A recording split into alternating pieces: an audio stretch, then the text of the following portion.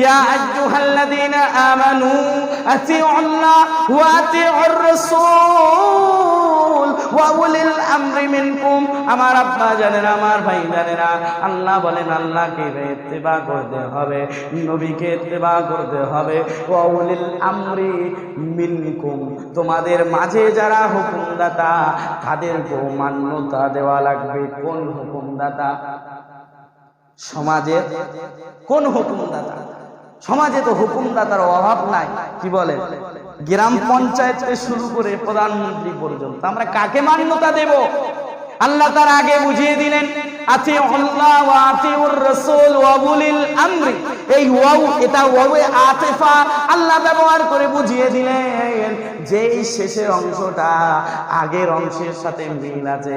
তুমি দেখো ওই হুকুমদাতা যদি আল্লাহ এবং রাসূলকে প্রকৃতপক্ষে